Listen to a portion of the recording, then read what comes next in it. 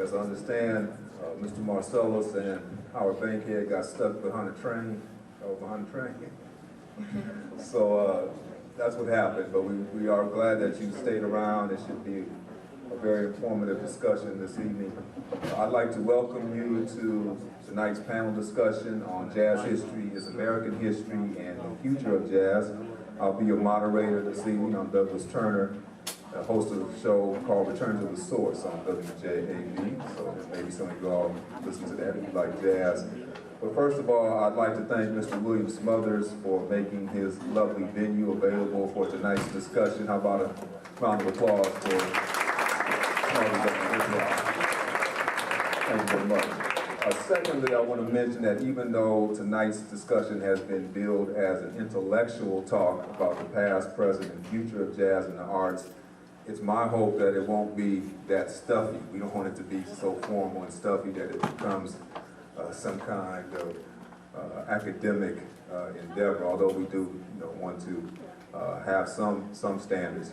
But of course, also, let me begin tonight by introducing our panel members. We'll begin here to my left, Mr. Ellis Marsalis, and this probably is the hardest. This is probably the hardest part, introducing these panelists, because they've accomplished so much in their career, and I have to kind of whittle it down to some of the essentials here. But if you want to know more about them, if you can get a copy of the media package, there's a much more detailed introduction of each of these panelists. But to my left is Mr. Ellis Marsalis, a graduate of Dillard University, has a bachelor's degree in music education from Dillard. He also has a master's degree in music education from Loyola University in New Orleans. He has taught at the University of New Orleans. He's also taught at Xavier University, Loyola, and the New Orleans Center for the Creative Arts. I also know that he's taught at Virginia Commonwealth as well. In addition, he has nurtured the skills of many musicians, including his sons, which you all have heard of. He's also mentored trumpeter Terrence Blanchard, saxophonist Donald Harrison, pianist Harry Connick Jr., and many, many more. Also sitting next to Mr. Marsalis is Dr. Henry Lacey, a native of Huntsville, Alabama, and a graduate of the William Hoover Council High School.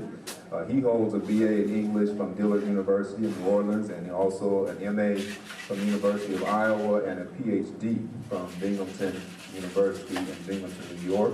He is English professor emeritus and former vice president for academic affairs at Dillard University. He served on the board of directors of the New Orleans Jazz and Heritage Festival and Foundation for 23 years, and he is presently on the boards of the Louisiana Endowment for the Humanities, the Tennessee Williams New Orleans Literary Festival, and the Greater New Orleans Youth Orchestra.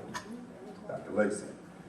Sitting next to Dr. Lacey is Mr. Bobby Hayden, a native of Huntsville, Alabama, who also graduated from Alabama A&M University in 1961 with a bachelor's degree in history and industrial education. He has a Master of Science degree in industrial technology and reading from Alabama A&M University. He is a historian for the Alabama A&M National Alumni Association. He's also a member of the Huntsville-Madison County Historical Society, and he is a member of the Huntsville Bicentennial Committee. Mr. Bobby Hayden. Sitting next to Bobby Hayden is Dr. Sonnie Hereford, who is a retired physician and civil rights leader who has taught at Alabama A&M University and Calhoun Community College. He's also served as the campus physician for those schools, as well as Oakwood College. His memoir is called Beside the Troubled Water, and it's a story about his experience here in Alabama as an African-American physician at a time when there weren't many African-American physicians here in the city of Huntsville. Of course, he was also at the forefront of integrating the public schools here in Huntsville, Dr. Sonnie Hereford. Sitting next to Dr. Hereford is Ms. Daphne Simpkins. She, of course, has written a biography for children called Nat King Cole, An Unforgettable Life of Music. In addition to books, she has also written over 200 articles and essays which have been published in the United States and Canada.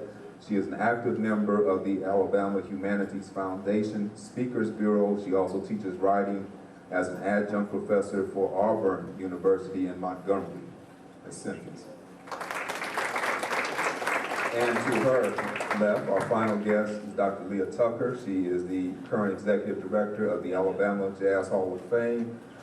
She graduated from the University of California, San Diego with a bachelor's degree in biology and a minor in theater. She attended Meharry Medical College in Nashville, Tennessee, and of course her arts administration career began in Selma, Alabama, where she helped to develop the Selma Bridge Festival of the Arts.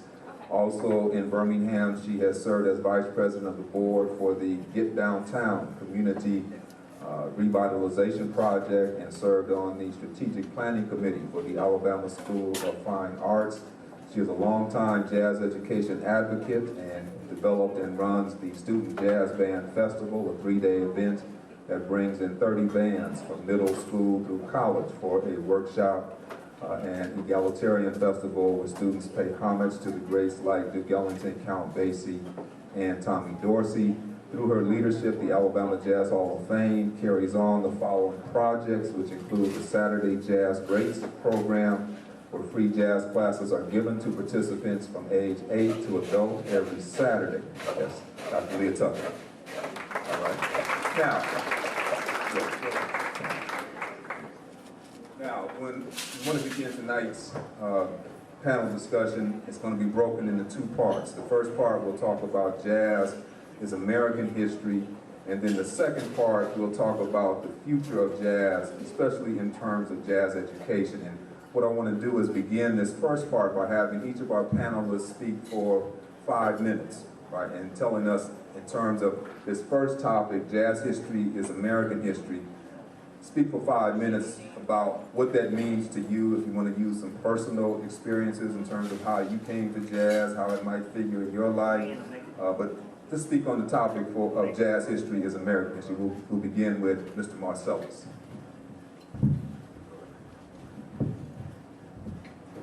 I was afraid of that.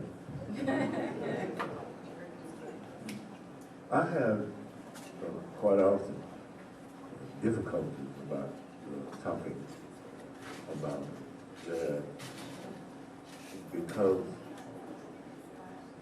as the years go on,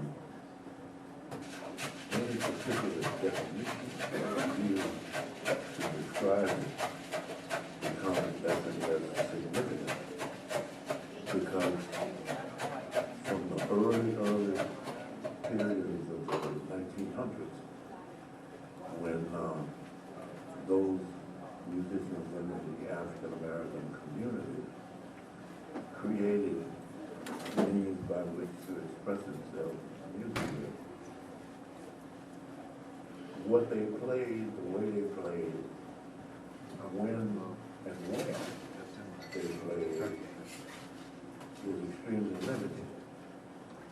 But as we move through the 20th century, we began to find more and more musicians who would choose jazz as a primary expression, coming into the workplace with credentials that before was limited to only people who were involved in European art music. So when for example, by the time we get to the middle of the 20th century, we get one of the spokesmen, like Miles Davis, spent at least 1 year at the Juilliard Conservatoire. Herbie Hancock played with the Chicago Symphony when he was 11 years old. And Ron Carter, great bassist, was a cellist and finished from the University of Eastman and brought to his bass playing a serious amount of study. So what the problem ends up to be is how you manage to keep and maintain a significant approach to music with a description, with a term that describes music that is appropriate. For example, if you listen to West End blues, which Louis Armstrong recorded back in the 20s, and then you listen to John Coltrane playing Impressions, there was hardly any way that you could hear both of those and say that both were jazz.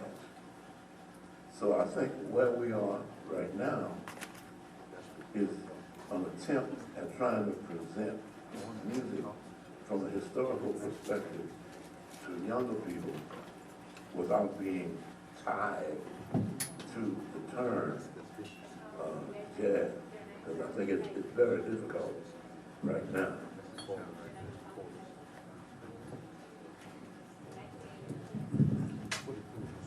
Thank you, Dr. Turner. And I would like to reiterate your appreciation to the folk who put this wonderful program together. And I hope you'll bear with me. You know, I'm homeboy, returned, and there are just some things that I've got to say about the past. And if I go outside the parameters, bear with me, Doug, a minute, please. For example, okay. But I worked on these grounds when I was a college student, when I came home in the summers. This was called the Hick Building out here. And I remember that. Huntsville Industrial Center, I think it's something like that. But I want to tell you that nothing hick about this room. Nothing hick at all. You know, H-I-C-K kind. It's really uptown, and again, I want to congratulate Mr. Smugs on it. I think Brother Ellis here might even say that New Orleans doesn't have a club any better, as good as this one. They got some nice venues where the music is played these days, in public auditoriums and so on. But for a club, I again take my hat off to you. With regard to this topic about the music and its reflection of the culture, absolutely. This was proven, I think, best of all, about 50 years ago in a book that I read around that time by a poet, playwright, music critic par excellence, Amiri Baraka, kind of wild man of American letters, who I wrote a book on some time ago. But that's the whole point of his book, that the music reflects the culture, the socio-economic, political, and so on situation at a given time. You know, he talks about the African coming to this country, and his first musical utterance being the field holler, the work song. You know, these were essentially still the utterances of an African in the New World. He later creates the spiritual. The spiritual represents some kind of rapprochement with his captors. He accepts their God. So that's kind of an African American. You know. Talks about the blues, again, something that comes out of the slave experience, particularly with the emancipation. The blues being, again, a reflection of the times and of the situation of the creator of that music. Ragtime, you know, that's another reflection at another time. It's written music, and it's instrumental music. You know, again, the slave, the former slave, is in a position to learn this music and to learn how to write this music. It represents another situation for the creator of this music.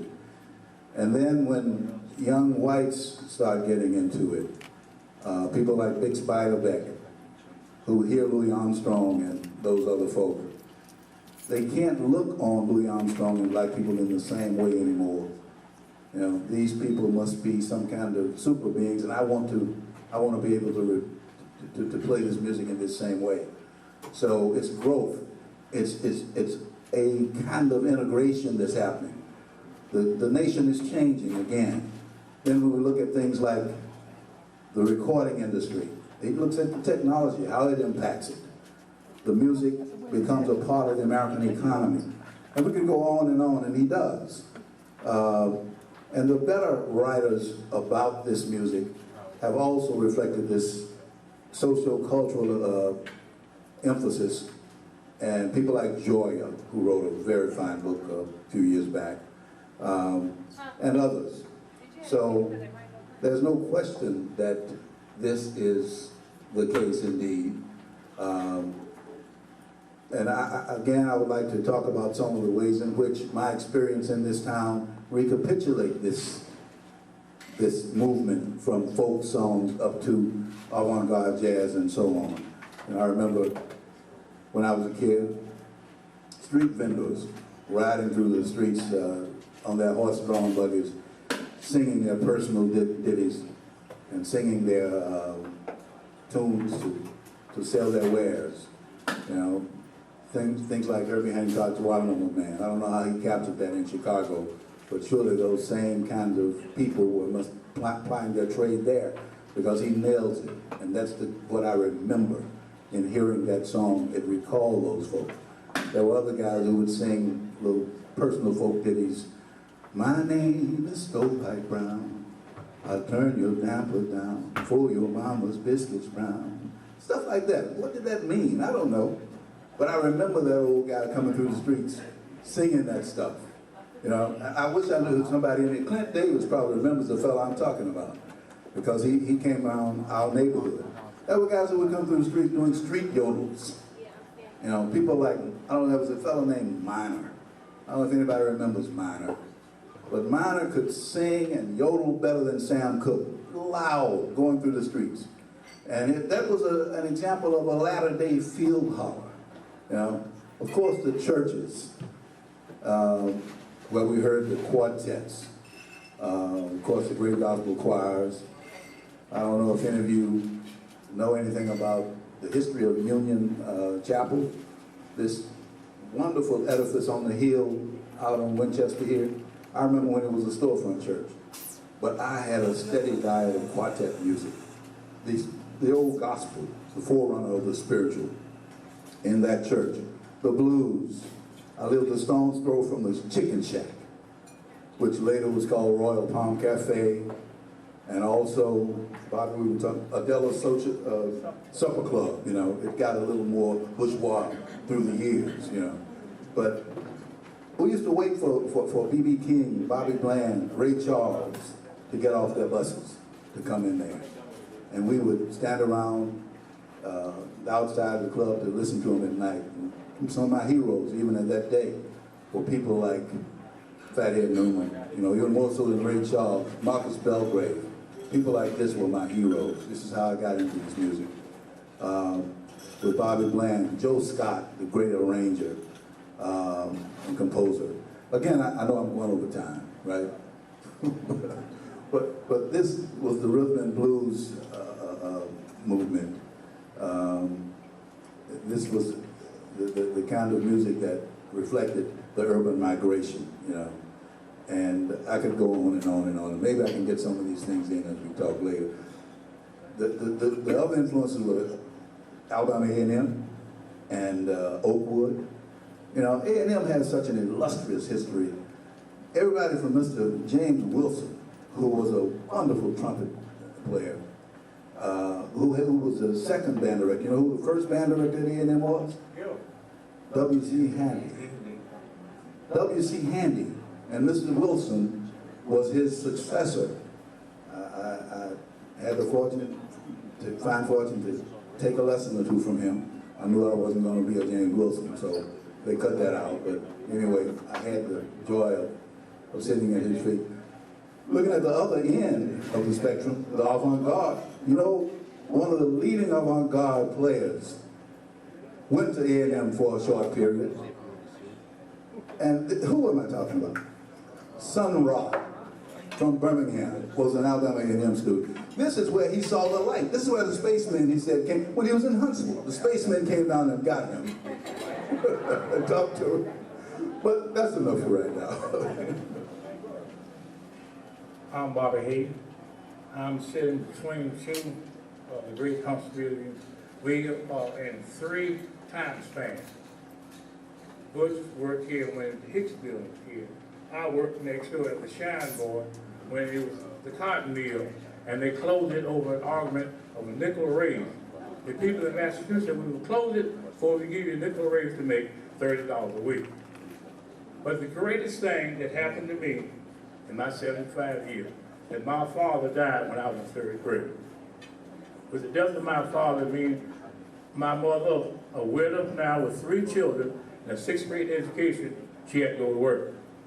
So the deacon of the church at Union Hill, Primitive Baptist, he was the farm manager at Alabama A&M. He talked to Dr. Drake about this young sister in the church with 3 children. She needed a job.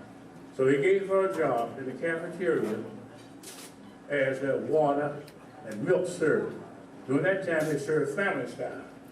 I began as a crummer. A crummer is the person who brushed the crumbs off the table. I had come to work with mother because she couldn't walk down Winchester to A&M at 4:30 in the morning by herself, so I had to come with her.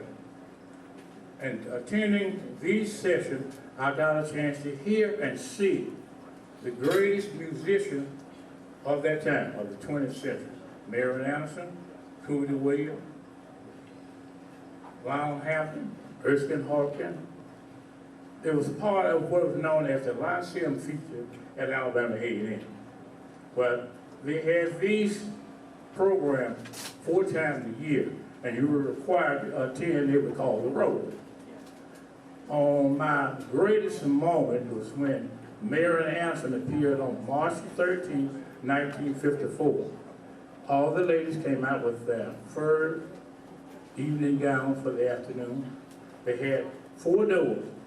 2 led into the gymnasium from the outside, 2 went through the entrance and under the basketball goal. They had a rope in the center of the floor, whites on one side of the rope, blacks on the other side of the rope. This was part of the social parameter of America. Everyone enjoyed it. A few years later, we had another treat when Louis Armstrong was invited to be part of the Lyceum feature, when he brought the first mixed band in America below the Mason-Dixon line. He brought Jack Teagarden, the trombonist, with him. They removed the rope from the center of the floor, but L.D. Ward was the sheriff. He made sure that the whites didn't dance. If you did, they put you out. So we lived through these moments of pure excitement and enjoyable part of the culture of America. With Huntsville being in midpoint between Birmingham and Nashville, between Chattanooga and Memphis, during segregation, the stores closed by 5:30 to 6. If the band left Nashville, they had to stop here for food. They provided a place to live with a home. They got gasoline the next morning and on their way. But there was time they would perform at the Chicken Shack. When I got old enough to slip out of the house, we would come down and pull one of the boards off the boat outside of the building. And when they get up to dance, we would slip in. When they came back for the seat, we'd get up there and mingle with the crowd. When they said jazz and music, it came to mind, any music that you can pat your foot to is jazz. The music that was talking about how musical you were or what joy you were, that was the blues. So that's how we distinguish between the two. One, you was patting your feet, the other, you was in misery or you was in joy. And later years, Leroy Garrett came and built a radio station, WUP. And this is why they brought the cross-section of music into Huntsville, the gospel and other concerts. The reason you have the Von Braun Civic Center is because of Louis Armstrong bringing Jack Teagarden to Alabama. And the word came from the governor that he would provide money to build a huge building to have these concerts while you didn't have to go out and mingle with black folks. Perfect.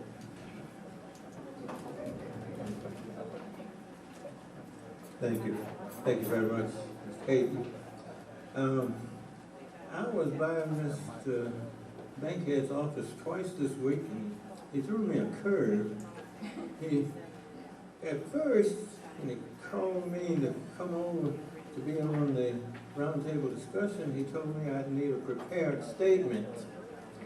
Oh, how long? Oh, 10, 15 minutes, I said. Then when he came back again this week, he said, no, we're not going to do the prepared statement. But I'm 82, almost 82 years old, and I was suspicious that he'd change it again and want me to do a prepared statement. So I mentioned it to my wife, and she said, you better go down to the library and sort of look up something. You have a prepared statement. When you get my age, you do what your wife tells you to do. So anyway, I went down there, and I had some things I wanted to say anyhow, but I picked up a book by, his name, Gary Giddens. Gary Giddens.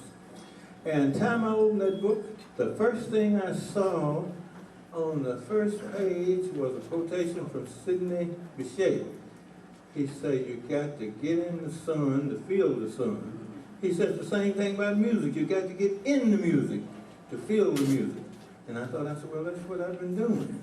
I've been getting in it, and I feel it. I really feel it. I'm a physician, but I still love music. I love music. And so I also read that jazz is called the people's music. It's called the American classical music, the popular music, and the folks music. And you know, you learn something every day. And just today I learned that we've had 4 spellings of jazz. I didn't know that. It said you spell it J-A-S-S, J-A-S, J-A-Z, and J-A-Z-Z. 4 spellings of jazz. But anyway, when I got here, I thought I'd look around, hoping that I'd see some of my old schoolmates who went to school with me. Now, there's some people here from Council High, but they came along later than I did. And I was hoping I'd see the guys who introduced me to jazz when I was at Council, like Bucky Brooks and James Gurley and Perry Ward, John Elliott, William Hyder, William Pleasant, Columbus Pendleton, Horton, Jamar. Those guys, and Dr. Bell, like James Bell, those guys introduced me to jazz, and each one played a different instrument, and of course some of them could play several instruments. You remember those guys? Yeah, they played the instrument. They introduced me to jazz. And then when I finished A&M, I went to Meharry, and I had to do a lot of reading. And the first thing I did when I got there was went down to Sears, Roebuck, and got me a little radio, clock radio, about $6 or $7. And I said, if I'm going to read, I'm going to be listening to music while I read. And I had to read, you know it, 6, 7, 8, 9 hours a night.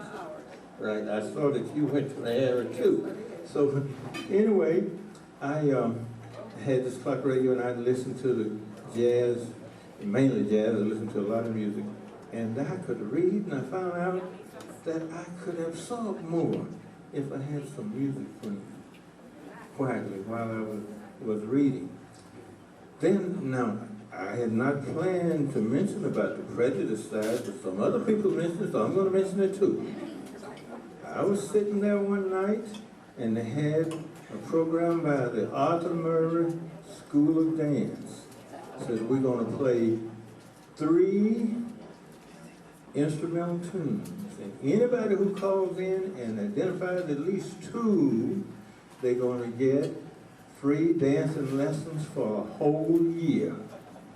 And I identified all of them, but I didn't get the lessons. And you know why? Don't you?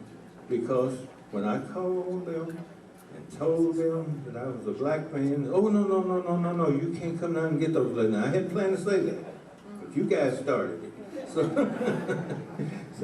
I didn't get the lessons. So anyway, who did we used to listen to?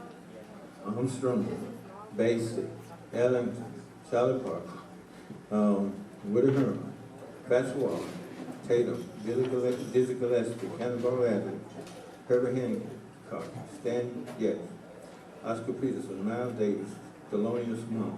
And those are the guys that I used to listen to. And they sure did help me to do better in studying. And the other thing I want to say, I had two classmates who played jazz. And they used to tell me, they said, when the teacher gives a hard test and he kicks my butt, that I go home and I get on my home. And say, I can seem like I can do better behind that. Thank you. Hello, I'm Daphne Simpkins. And years ago, I listened to my mother when she stood up in the living room and Nat King Cole came on television. She would say in an unusual and very authoritative voice that shocked my preacher daddy, who didn't believe that women should talk too much, or children either. She would say, "Everybody be quiet. Nat King Cole is about to sing." And so we froze in place like statues and listened, as surprised by the beauty of his voice as we were that my mother had found hers as an advocate of Nat King Cole's music. In her finding her voice that way, I began to find mine as a writer.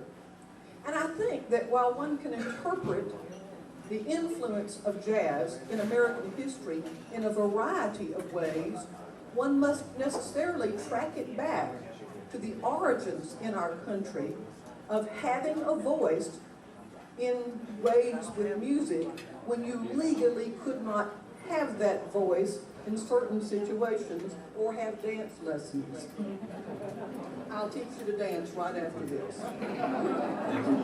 Glad to do it. I'll be singing Nat King Cole. Anyway, when I was asked by a publisher to write a book about Nat King Cole for students who didn't know who he was, I said, "Well, that I will." Thinking of my mother, thinking it would please her, though she had passed on, but one can do things to please one's mother after she is gone. But I also wanted to do it to pay homage to Nat King Cole's mother, Perlina Adams Coles, for she is the person in the family who trained her son not only in music, but to how to notate music, which some jazz musicians couldn't do, and which in times later would help Nat Cole make a living, just to be able to transcribe music that had been played into a form that could be played by others. My pursuit of Nat King Cole took me to jazz. It had to. His origins were in jazz. As he was born in Montgomery, where I was born, I tracked his life story that parallels the growth of American history, specifically the great exodus of African Americans from places like Montgomery to Chicago, where they had greater opportunities. It took me, my interest in Nat King Cole took me to Chicago, where I ultimately became a writer for the Chicago Tribune, writing columns for them about family life in the South. But it took me to imagining what Nat King Cole must have lived through when his father became a minister there, his mama's running the choir, and he, Nat King Cole, and his brother sneaking out at night when they're supposed to be in bed, sitting outside nightclubs, listening to Father Hines reinvent how to play the piano. And so he learned to play the piano by listening, which is a hallmark behavior of jazz musicians. It took me to think about jazz as it evolves in our country, and very rightly, as one of the earlier panelists said, has now, I think it was Mr. Marsalis, has now reached that place where labels, even the word jazz, simply isn't definitive enough to tell us specifically what jazz is currently. Because jazz, like all kinds of artwork, now should be known and is best known by the artist who is giving expression to his vision through the genre of music, whatever that instrument is, and perhaps best personified tonight by Mr. Marsalis himself. And so I began with Nat King Cole. I'm now open to music as a parallel of freedom of speech in America and how civil rights and music have sort of run in partnership to reach the place where we are now. A place, I think, where Perlena Adams Coles would be so very proud that her son contributed to the evolution of jazz and then popular music in America. And my own mother, who is probably listening to him in heaven. Sometimes students say to me, Miss Simpkins, what's the most important moment in Nat King Cole's life? My answer changes periodically. Yeah, I've got several answers. But perhaps the most definitive answer in the light of the discussion of jazz as a freedom of speech with different kinds of instruments, it was when Nat King Cole moved away from that big grand piano, which he could navigate so beautifully, moved away from it and went out to the end of a stage and stood in front of people second in popularity only to Frank Sinatra at that time, and sang the kinds of songs that become the stories of American lives, the American songbook. He had his voice, it was unapologetic, it was there without any kind of instrument other than the voice that he had. And that's how I came to jazz. Okay. I feel like I'm the caboose here. You know how when you're standing, if you've ever stood at a railroad train going by trying to cross the track, you're like, oh, I'm glad the caboose finally came by. But anyway, yeah, I'm going to say that I came to jazz when I was a kid, a young girl. I'm not too old, but I'm pretty old.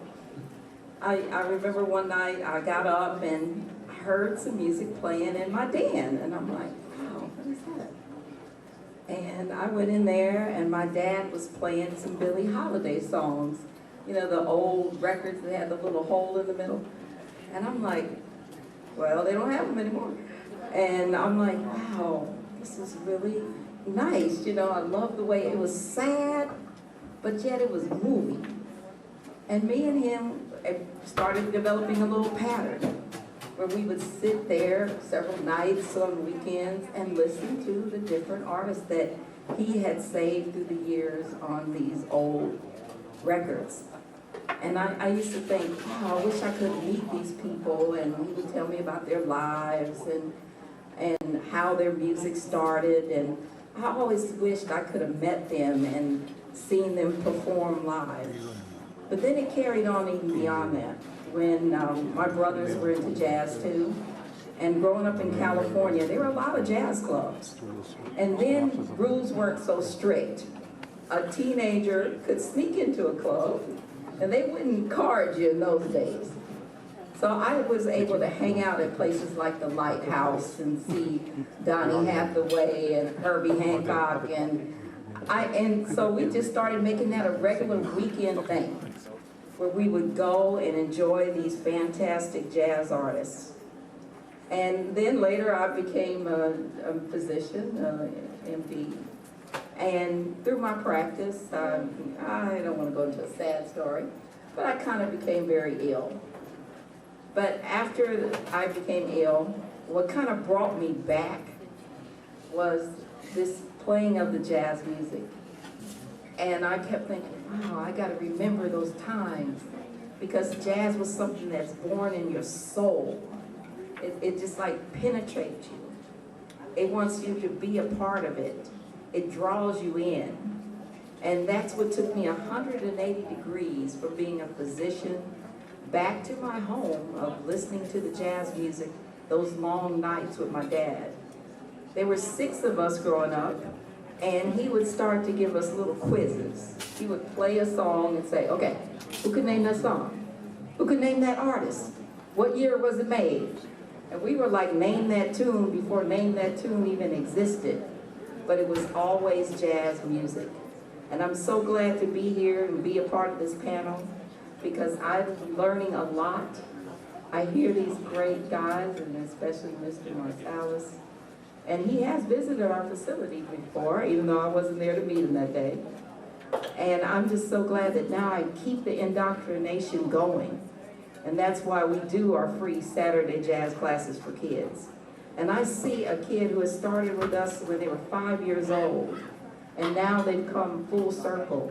And in fact, 2 of our students have won the Ellis Marsalis Award to the University of New Orleans 2 years in a row.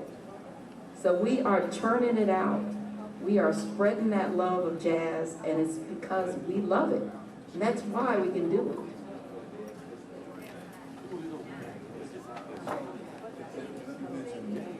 Since Dr. Tucker mentioned this, I'm talking to you too, and I remember spending many a night at the Lighthouse as a teenager, buying a Coke and going sit in the corner and hold that Coke All night long. Because they used to make, me buy drinks. But anyway, let's move to the second part of tonight's panel discussion, and that is to look at the future of jazz, particularly in terms of jazz education. Now, once again, we have several members of our panel who have been involved and are involved in jazz education. We would like to hear from them first, but the others, you don't have to be silent. You can make some comments. You can make some comments about this. But if we look at the future of jazz, I guess jazz education and jazz education programs are part of that future. But my question, beginning with you, Mr. Marsalis, and we talked about this in our interview that we did last Wednesday night. You talked about wanting to work on a curriculum. What should be part of a jazz curriculum? Well, I think one of the things that is necessary that we do is to eliminate a certain amount of the separation. Now, when I say the separation, what I mean is that, first of all, there are 2 types of music. One is sacred music and the other is secular music. And the subdivisions that follow each of those contains a tremendous amount of music composed both formally and informally.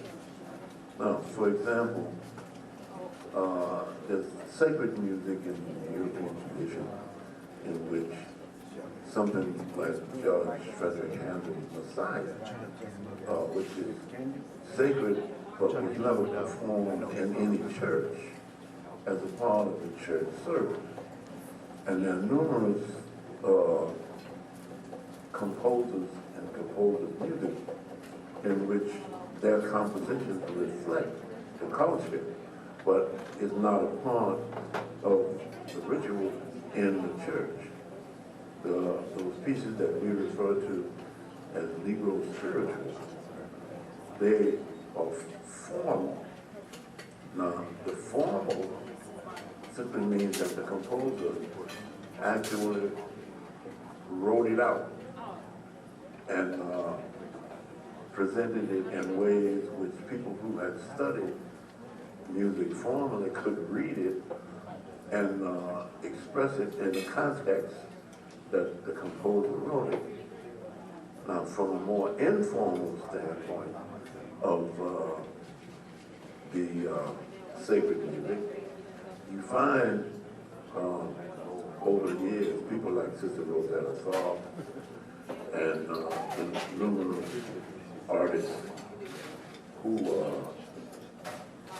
would sing what we now today refer to as gospel music, which is not something that people would necessarily go and study formally. Now, the secular music has everything to do with music that is not religious in context. For example, blues. That was very early blues, like right at the end of slavery during emancipation. The guitar players, singers would go from place to place singing for their meals. Sometimes, if they were lucky, they'd be able to sing some songs that reflect their experience on where they were and be able to sleep in a barn or someplace. And by the time we get to the 20th century, we begin to find people who did begin to study music. However, the opportunity to study music, especially like secular music, would be people who were members of like the John Philip Sousa band. John Philip Sousa was the official music master for the United States Marine Corps. And those marches and the compositions that Sousa composed became the model for the small jazz group that Louis Armstrong and Kid Ory and several others formulated their groups after. For example, in the military marches, you had trumpets who played the melody, clarinets who played the higher parts, and the trombones who played lower parts, and the tuba, which was the bass. In the early part of what was ultimately called Dixieland jazz, that was the format. There's many recordings that you could get of Louis Armstrong when he had Jack Teagarden in his band, and also Trummy Young, the trombone player, and Edmund Hall, and different clarinet players. One of the things I like to throw out when there was some conversation about Louis Armstrong coming here and having Jack Teagarden in his band, dividing the dance band. Well, that same band came to New Orleans, and the law would not permit Louis Armstrong to even get on the stage with Jack Teagarden. And Louis Armstrong left New Orleans and never came back again. So, but in thinking about the terms of music, that instrumentation came directly from the military march, which was expropriated by the European composers. Now, as certain modifications occurred, for example, in the jazz band, the tuba was replaced by string bass or upright bass under different names. So what we begin to find is a flexibility with a string bass that you didn't have when it came to playing the tuba. And the pieces were longer and the length of time that they played because of that flexibility with the bass. And when it came to the clarinet, it was a similar kind of thing. Those bands started to play like with the clarinet. Some of the better band leaders during the time, Benny Goodman, Artie Shaw, Woody Herman, were clarinet players. And Duke Ellington, compositionally, wrote a considerable amount of music in which the clarinet was predominant in that music. So what we begin to see with many contributory factors, being number one, the motion picture, 1926, when Al Jolson put on a blackface and sang Mammy, and the jazz singer. Now, Al Jolson really didn't know anything about jazz. You know, he had come out of a cantor tradition in the Jewish religion. But being billed as a jazz singer meant that the movie had a better chance of selling. Also, having cantor and blackface had a better chance of the movie selling. So as the sound came to movies, it increased the need for musicians to play different styles of music. And in a lot of cases, they didn't necessarily refer to it as jazz, especially if it didn't involve any black music. But the whole thing with Hollywood studio musicians and all of the business aspects of it made contributions to jazz musicians. And people like Milt Hinton, by the way, Milt Hinton's mother was Nat Cole's pianist. I had stories from Milt, some of which, I don't know if I could say it polite-hearted, but Milt's mother used to always sing the praises of Nat King Cole. Said, well, how come you can't be like this nice young man, Nat Cole? Well, I don't need to tell you what Milt was saying under his breath. But ultimately, there was a major influence that I'm hoping somebody eventually does some research on. See, at the end of the Second World War, which was ostensibly about 1946, there were former GIs who began to teach school, and especially in some of the urban communities like Chicago. And these guys had a tremendous amount of discipline coming out of the military. And people like, I heard stories like Gene Ammon talk about when he was studying under this band teacher in Chicago, and he said for the first month, all he got to play on was a mouthpiece before he got a neck. And it was about 6 months before he was actually able to get a tenor saxophone in his hand.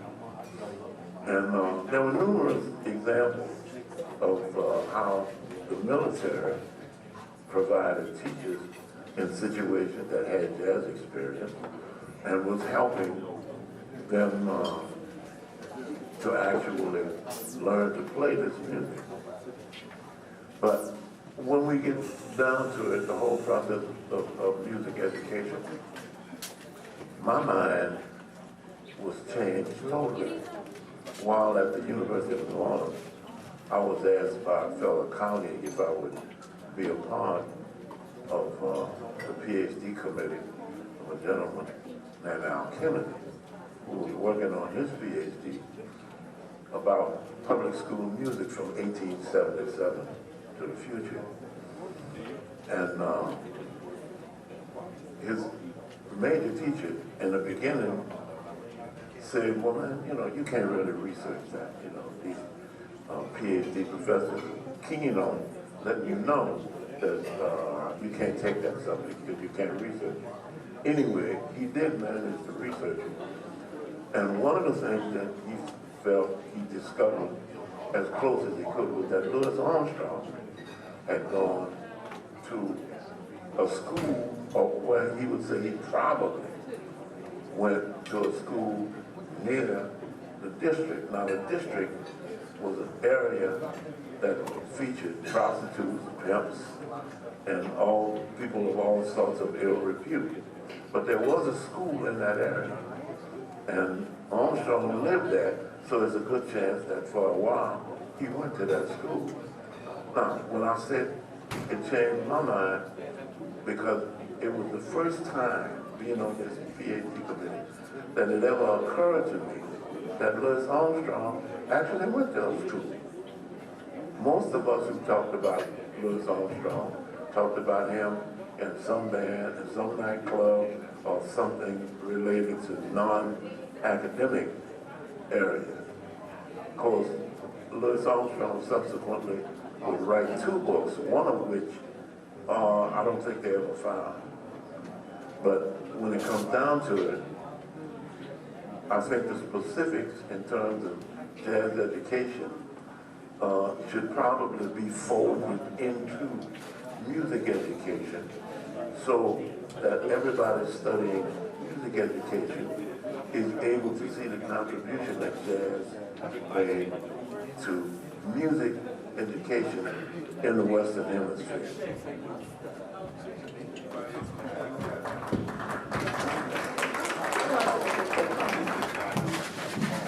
We give 3 jazz classes for kids every Saturday.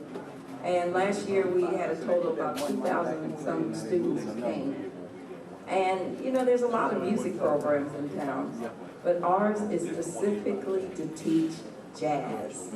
They learn jazz history, and one of the most important things they learn, and I think that's the most important part of a jazz education, is they learn jazz improvisation. Even if they're 8 years old, 5 years old, they get picked out of the group and they have to improvise. It's something that we force them to do, but now they love it. Now they want to be picked, you know. Before they used to kind of shy away from it. But now they realize you're going to get picked. So you better be ready to blow whatever you're going to blow, because we are going to pick you. And we recently had a great jazz workshop, well, we had 2 recently, with Huge Groove, and we also had one with Nick Coleon, a smooth jazz artist. And he was so shocked, Nick Coleon, at the end of the workshop, when we said, well, our kids want to play with you. And he's like, really? I said, yeah. They were all ready, they had the instruments. This turned into a full-fledged jam session, and he was just amazed. And you can catch us on YouTube. This is out there on YouTube. Go to Nick Coleon's website, and you will see this jam session going on. No, they don't have to pay to be in the program. As long as you are. We have kids that come all the way from Tuscaloosa, out in the country, from Montgomery, from Auburn, anywhere. If they just show up, they will get this jazz education by jazz professionals. We are partially city funded, but we also receive grants for the program and donations. Hint, hint, jazzhall.com. And I'm glad you mentioned that, because I think it also has soliciting donations for the Tennessee Valley Jazz Society for the jazz education program. So, Well, with the military and the job I had, gave me the opportunity to really find out about music and how the nation itself plays a part. Music has been a part of the military from day one. So that was a young man who was named Wade Hammer, born somewhere in the state of Alabama, Slade. He graduated from Alabama A&M in 1895 in music. He headed the 9th Cavalry Band for a while. He headed the 25th Infantry Division Band and the 10th Cavalry Band. After the Spanish-American War, the policymakers decided we need a song for the commanding general to marshal, the president. So Wade Hammer was the person picked to attend the London School of Music to write and compose what is now held to the chief. And my stay there, I had the opportunity to see added to the Herald Trumpets, which is a group of trumpeters who plays a fanfare for the president to make his grand entrance into an audience. During World War I, the Department of Defense recruited James Reese Europe of Mobile, Alabama, to take jazz and music to Europe. As they played the music in France during World War I, the French band heard that music, liked it, and that's because they played it. They agreed. The French would play the music, but it didn't sound like James Reese Europe music. So they finally concluded with the statement, if it don't have that swing, it don't mean a thing. That's where it originated from, but James Reese Europe during World War I. Most of the music that John Philip Sousa published was James Reese Europe music. He couldn't get published. The favorite song of the military stars and stripes forever, Washington Post, and Symphony of the standing songs of the infantry. Each Sunday afternoon, you sat behind the building, and the trumpet would blast your fanfare. And the next day would be, they're playing our song, the help, let's show, and marching we did. This is part of the format. When music became a very economic support of families, this is when the public policymakers disbanded public school music, because that was the way out for poor children to make money, and they didn't want this to happen. This is why we don't have the required subject of public school music in America today. You know, it's hard for me to add anything to what the most preeminent jazz educator in this country has already said. But one thing I'd like to add is that you must get the right faculty. And by that I mean you want to get performers who teach, who perform first. You know, not teachers who perform. There is a difference. You know, those who see themselves as artists and who want to develop young people along those lines are the kind of folk that you really want. We're lucky in New Orleans in that we have a lot of folk in that particular category who are working, who have prosperous recording careers, and as much as that can be today. You know, I know there are problems in the recording industry. But you want folk who also give the proper balance to this whole thing of the theory versus the practical application. Some of the most delightful nights I've had in New Orleans is going out to clubs and seeing some of my favorite professionals with their students. This is a must. And I used to go to a place called Tyler's Beer Garden quite often when Ellis was playing there. And many of the young folk who are today some of the leading practitioners in the country, in the world indeed, were there at his knee at Tyler's, learning their craft. You know, thrown in the water, so to speak, and having to swim. So as we get more and more jazz programs, I would hope that they not sign on young folk who've just gotten their master's degrees and who've gone through all the Abersol books and so on as teachers. They are not the ones who are going to produce the kind of artists that we're talking about. Let me piggyback on that just for a second, because I think you mentioned something that if we talk about the future of jazz and we talk about jazz education, of course, the number of programs have grown at the university level. But if we talk about the future of jazz, you have to have an audience. So how do we get jazz education and really music education in general back into the middle schools and the high schools? Because that seems to be the first thing that schools are cutting, you know, now when they're facing budget restrictions. The first thing they cut are, you know, music programs, art programs, PE programs. That's why so many Americans are, you know, overweight. But how do we get jazz education back into the middle and high schools? Well, first of all, you would have to realize that it was never there to begin with. In New Orleans, there was a system, especially during the days of segregation. If you went to a university and majored in music, for example, Southern University had a 5-year program, straight up. No 4 years, it was 5. And some very, very good people came out of that. There was not a lot of people coming out of that program who could play jazz. Alvin Baptiste was one, probably the only during my time. The school board would hire 2 music people. One was a vocal teacher, and the other was an instrumental teacher. The instrumental teacher was responsible for fielding a band for halftime shows. And the vocal music teacher was there to develop a choir. Now, the choir didn't have the same weight that the marching band had.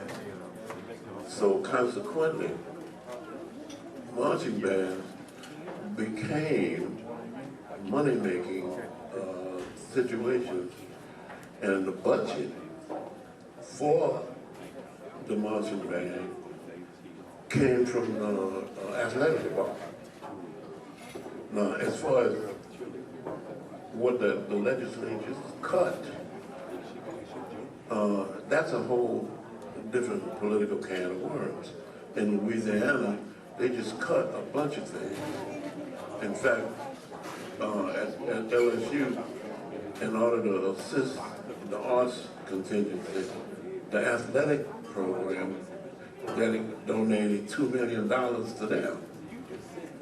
You know, now they have at LSU a group called the Golden Band from Tigerland. There's a picture that goes all the way back to Huey P. Long. And it shows Huey P. Long marching out in front with his baton in front of that band. And basically, that was the primary emphasis in terms of music education in the school. Because I can remember, because I was one of those, you know, with a marching band that you had to go out and do all of these parades when I was living in a small town. A chorus that I had to teach to go and perform in what they call rallies, where several schools had choruses and bands, and they would sort of compete. But when it came down to it, I didn't know of any HBCU schools that had any goodwill feelings towards jazz music at all. I think today it's a little more sympathetic, but in the real world, being sympathetic to something is not quite the same as having it come to fruition. In the days that I was teaching, I would always use metaphors that I thought that would help students to understand the points that I was trying to make. Most of my metaphors were athletic. I would look at what coaches did, which is, for example, if you want to get kids involved in something, by the time they get to 4th grade, you better have something organized enough so that you can at least make a pitch for them to be involved. Even if they become future ball players or whatever. The point is, if you want music to be a major part of that, you have to have a program early enough so that they will become involved in it. The next thing, as Dr. Lacey said, about having a great faculty. When I was teaching at the New Orleans Center for Creative Arts, just about everybody who was studying privately was studying with a member of the New Orleans Philharmonic Symphony Orchestra. And that was to make sure that each of those students learned how to play the instrument. Now, some decided that they would go in the direction of jazz, and some didn't. But when it came down to it, when they finished from the New Orleans Center, whether they decided to become a professional musician or music as an avocation, they were very well schooled on that instrument. There's at least 2 young ladies that finished. One became a banker, and another one became a wife. So I think that we have to cease with a certain amount of tunnel vision when it comes to music. And realize I had that opportunity to explain to a parent who had a young kid who was interested in playing the viola. And I said, look, the viola is a rare instrument in terms of the student ability in a lot of college orchestras. And if you have a young person who is really interested and work hard and learn to play the viola, they can write their own ticket. Because going into a university orchestra with a skill level high enough to play. And some of those, not all schools have orchestras, but there are enough that do. This one young man who was the grandson of the lady who was talking to me, I was at LSU this particular day, and she was talking to me about her grandson and how interested he was in playing the viola. And the chairman of the music department was standing next to me, and he looked at her and he said, "I'll sign him up today." And this kid wasn't even out of grammar school yet. So I think we need a different view, minus a certain amount of tunnel vision when it comes to the study of music, not just say jazz education. Because if you open a school, it would be very difficult to just have math education or algebra education, or science education. Like the education process is inclusive of all of those things that have to do with relating across the horizon, across the scope. And I think it's the same thing in terms of music. Because a lot of us would be surprised to find out how many of the musicians who ultimately pursued jazz as a primary means of expression was very well versed in European art music. Before we end tonight, I want to give the audience a chance to ask any questions. So is there anybody in the audience who would like to ask our panelists? Come on up.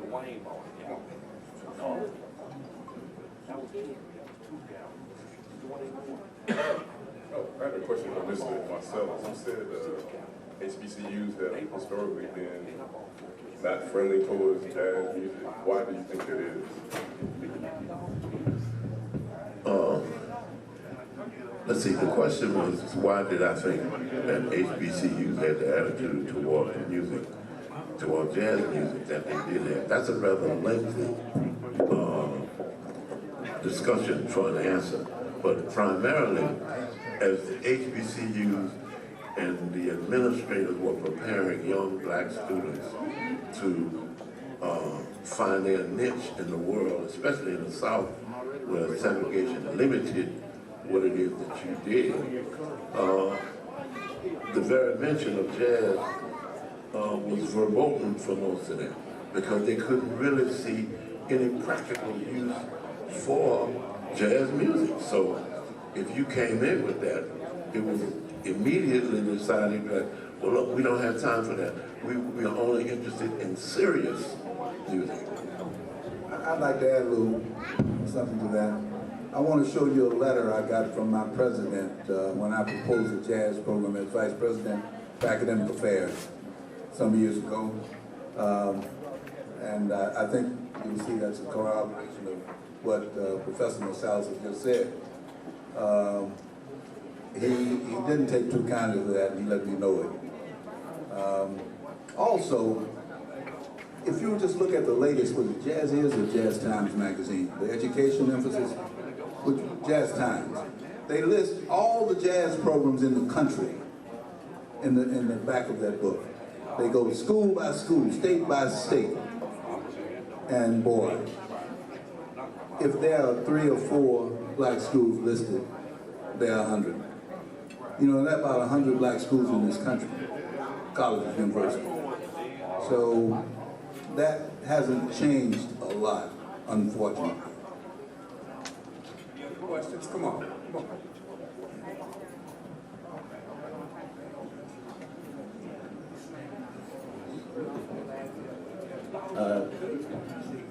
Mr. Marsalis, I'm a big lover of music that comes from the Big Easy, traditional jazz music. And what I notice now, and I think for the most part you would probably agree, that the amount of traditional jazz that you hear now is probably a lot less than what you heard in the 1920s. And we are talking about the future of jazz music. So the question is, how do we preserve traditional jazz music, and is it worth preserving? Well, the manner in which you would preserve any kind of music is through the investigation, the experimentation, the research and the opportunity for students to play. I came into learning and actually being able to play traditional jazz when I was 40 years old, which is kind of ridiculous. But I wasn't exposed to traditional jazz that was for a variety of reasons, segregation being one. But what I did when I was playing with this band, for no particular reason, I just said, I'm going to write down the names of all of these songs that we play, and just to keep a record of that. And I did it over about 3 nights, and I still have that list today. This is not all of the traditional songs, but this is enough to actually look at and see how much music is actually there historically when it comes to traditional jazz. But today, there was, it's more like a, you know, when you listen to economists talk about a global economy, well, you can also apply that to global jazz. In fact, just recently, there was a competition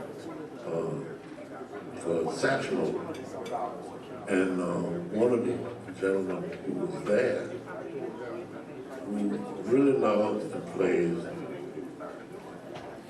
traditional music, was a Japanese actor. And there's a photograph of he and the young guy in the city of New Orleans who won the competition in New Orleans. And you might be able to address this. This is just recent. And what we are finding is that there are more and more people across the globe who are interested in not only traditional jazz, but jazz, however we wish to define it. Pretty good. I'm down here in the Improv. How about a round of applause for our panelists? Thank you very much. Let me mention the upcoming events tomorrow. Mr. Marsalis will be conducting a jazz master class at 11 a.m. in the music department on the campus of Alabama A&M University. Also tomorrow, the Tennessee Valley Jazz Society will be presenting a jazz education in school and the school concert at Dawson Elementary School, something that the Tennessee Valley Jazz Society does. They take musicians into the schools and do a jazz concert and talk about jazz with people. That'll be tomorrow p.m. And then don't forget tomorrow night the concert, which will take place at the Cooper House, 405 Randolph Avenue. That'll be 7 p.m. tomorrow night, featuring Mr. Marsalis with the Tennessee Valley Jazz All-Stars, DeVere Pride, Bo Perry, and Marcus Pope. So we hope to see all of you out. Also, the United States Army Material Command Jazz Band will perform a tribute at the beginning of the concert to Mr. Marsalis. So we hope to see all of you out tomorrow night at the event. Come on out, enjoy some great jazz. Once again, give a round of applause to our panelists. Thanks for coming out. We'll see you all tomorrow night.